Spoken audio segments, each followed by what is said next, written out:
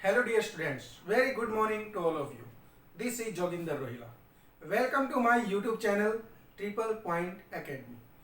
Dear students, मैं इस video में आपके साथ डिस्कस करने वाला हूँ 10th क्लास की जो NCERT की जो बुक है, जो साइंस की बुक है, उसके chapter second acids bases and salts, उसके जो पेज नंबर 35 पर जो क्वेश्चंस दिए गए हैं, question number 12 to question number 15 जो दिए गए हैं, उनको मैं आपके साथ इस वीडियो में डिस्कस करूंगा। देखिए फर्स्ट क्वेश्चन क्या है। क्वेश्चन 12 जो है पेज नंबर 35 का, a milkman adds a very small amount of baking soda to fresh milk. एक मिल्कमैन जो है, जो फ्रेश मिल्क के अंदर बेकिंग सोडा की कुछ अमाउंट डालता है। बेकिंग सोडा क्या होता है? सोडियम बाइकार्बोनेट, एक बेसिक कंपाउंड है sodium bicarbonate NaHCO3, sodium hydrogen carbonate भी आप उसे बोलते हैं। Why does he shift the pH of the fresh milk from 6 to slightly alkaline? जो फ्रेश मिल्क होता है हमें पता है कि उसकी जो pH है वो 6 होती है और वो स्लाइटली एसिडिक नेचर का होता है। तो बेकिंग सोडा डालने के बाद वो उसे स्लाइटली एल्केलाइन क्यों करता है? A milkman adds baking soda to the milk in order to preserve the milk for longer time. You can say to preserve the milk for longer time. For longer time, so that the milk may not get sour immediately by the formation of lactic acid. कि lactic acid की formation से जो milk है वो जल्दी खट्टा ना हो, इसलिए उसके अंदर वो एक बेकिंग सोडा, एक जो बेसिक सब्सटेंस है वो उसमें ऐड करता है। देखिए क्वेश्चन नंबर 12 का सेकंड पार्ट जो है, बी पार्ट है, why does this milk take a longer time to set as curd? Curd formation में ये जो मिल्क है जिसमें बेकिंग सोडा डाला गया है वो ज्यादा टाइम क्यों लेता है? This milk will take longer time to set as curd because the lactic acid, you will say the lactic acid present in the milk needs to neutralize the basic substance. Lactic acid in the milk needs to neutralize the basic substance. Basic substance जो उसमें add किया गया है वो क्या है? Sodium bicarbonate. जो milk man ने सोडियम बाइकार्बोनेट ऐड किया है, पहले जो मिल्क के अंदर जो लैक्टिक एसिड है, कर्डलिंग की प्रोसेस में जो लैक्टिक एसिड बनेगा, पहले उसे बेकिंग सोडा को न्यूट्रलाइज करना होगा। इसका मतलब क्या हुआ कि वो जो मिल्क है जिसमें बेकिंग सोडा ऐड किया गया है वो कर्डलिंग की प्रोसेस में ज्यादा टाइम लेगा। जो उसकी जो कर्ड की फॉर्मेशन होगी वो एकदम से नहीं होगी, उसमें ज्यादा टाइम होगा, वो एक स्लो प्रोसेस होगी। नेक्स्ट क्वेश्चन देखते हैं,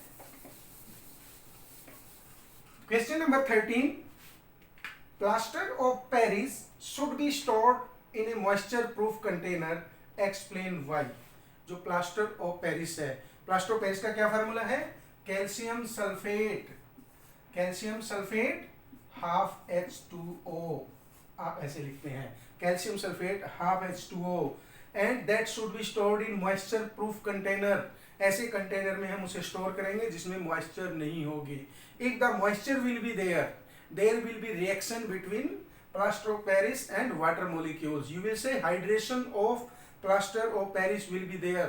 Hydration होने से क्या होगा? उस plaster of Paris की स्लो सेटिंग होगी। किस फॉर्म में होगी? कैल्शियम सल्फेट डाइहाइड्रेट की फॉर्म में, जिप्सम की फॉर्म में। अगर वहाँ वाटर मोलिक्यूल्स अवेलेबल होंगे, अगर आप कंप्लीट रिएक्शन लिखें तो आप ऐसे लिखेंगे, ठीक है? यहाँ पे फॉर्मेशन क्या होगी? Calcium sulphate 2H2O, this is gypsum, this is gypsum। Plaster of Paris को यदि आप किसी ऐसे कंटेनर में डालेंगे जिसमें ऑलरेडी मॉइस्चर होगी, वाटर मॉलिक्यूल्स अवेलेबल होंगे, तो वाटर मॉलिक्यूल्स के साथ कैल्शियम सल्फेट जो हेमीहाइड्रेट है वो रिएक्ट करेगा और जिप्सम की फॉर्मेशन होगी। मतलब यूज करने से पहले ही आप उसकी स्लो सेटिंग कर चुके होंगे और प्लास्टर ऑफ पेरिस आप कहेंगे कि खराब हो जाएगा, ठीक है? Question number 14. What is a neutralization reaction? Give two examples.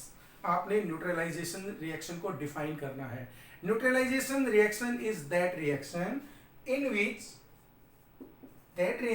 In which acid and base reacts to form salt and water।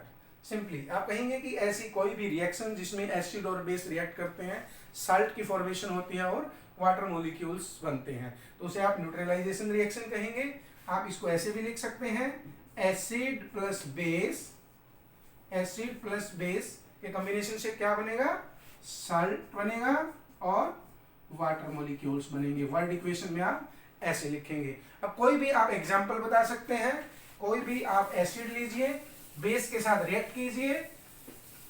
देखिए एसिड का आप एग्जांपल ले सकते हैं, कोई भी बेस का आप एग्जांपल ले सकते हैं न्यूट्रलाइजेशन रिएक्शन के एग्जांपल के लिए। Suppose if you take a reaction between a simple base that is NaOH plus you will say that is made to react with HCl, sodium hydroxide और hydrochloric acid की reaction, क्या formation होगी यहाँ, NaCl और H2O water molecules. आप यहाँ पे लिखेंगे एक्वस सॉल्यूशन और यहाँ पे भी आपने ब्रैकेट में लिखना है एक्वस सॉल्यूशन। सोडियम क्लोराइड किस फॉर्म में प्रेजेंट है, एक्वस, और वाटर जो फॉर्मेशन होगी वो लिक्विड की फॉर्म में लिखेंगे, ब्रैकेट में लिखेंगे। अब रिएक्शन में acid and a base reacts and there will be formation of a salt and water molecules. आपके लिए क्वेश्चन में क्या कहा गया है कि आपने दो एग्जांपल देने हैं। आप कोई और एग्जांपल भी दे सकते हैं, सोडियम हाइड्रोक्साइड की जगह आप मैग्नीशियम हाइड्रोक्साइड यूज कीजिए, मैग्नीशियम हाइड्रोक्साइड का एक्वस सॉल्यूशन लीजिए। आप इसमें HCl की जगह H2SO4 डाल सकते हैं, एसिड और बेस की रिएक्शन है, एक्वस सॉल्यूशन। अब यहाँ पे क्या फॉर्मेशन होगी, magnesium sulphate, there will be, मैं यहाँ लिखता हूँ आपके लिए मैग्नीशियम सल्फेट की फॉर्मेशन होगी और क्या फॉर्मेशन होगी, वाटर मॉलिक्यूल्स 2H2O। इस टाइप से आपने एसिड और बेस की रिएक्शन शो करनी है। जो भी प्रोडक्ट होगा लिक्विड स्टेट में, एक्वस सॉल्यूशन में या प्रेसिपिटेट्स की फॉर्म में, आप उसको ब्रैकेट में लिखेंगे। तो इस टाइप से आप एग्जांपल देंगे। नेक्स्ट क्वेश्चन है question number 15। Give two important uses each of washing soda and baking soda. देखिए वॉशिंग सोडा और बेकिंग सोडा जो है उनके आपने यूज बतानी है कि कहाँ कहाँ इनका यूज किया जाता है।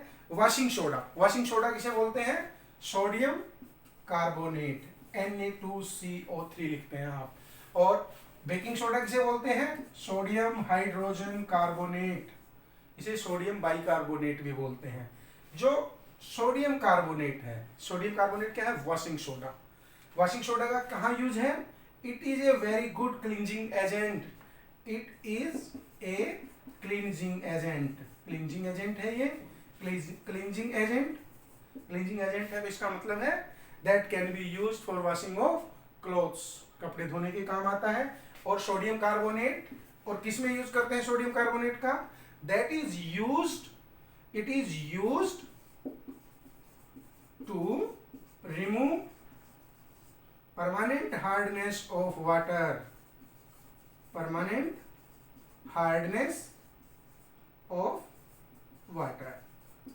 तो आप इस टाइप से इनके यूज बता सकते हैं। सोडियम कार्बोनेट का यूज हमने बताया है। वॉशिंग सोडा किस काम आता है, एक क्लींजिंग एजेंट है, क्लॉथ्स को वॉश करने के काम आता है, और ये परमानेंट हार्डनेस ऑफ वाटर को भी रिमूव करने के लिए यूज करते हैं।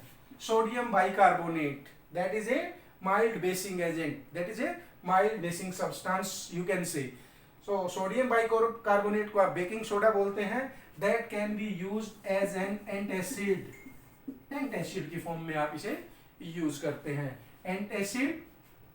और कहाँ यूज कर सकते हैं आप सोडियम बाइकार्बोनेट को, that is used to prepare baking powder, it is used to prepare baking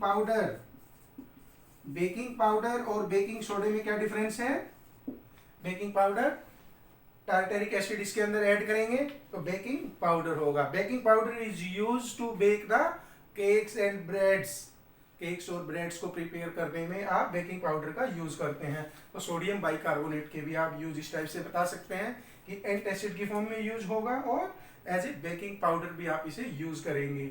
ठीक है, बेकिंग प्रोसेस में आप इसे यूज करेंगे। सो डियर स्टूडेंट्स, हमने इस वीडियो में डिस्कस किए हैं पेज नंबर 35 के क्वेश्चंस, 12 से लेकर 15 तक के क्वेश्चंस हैं।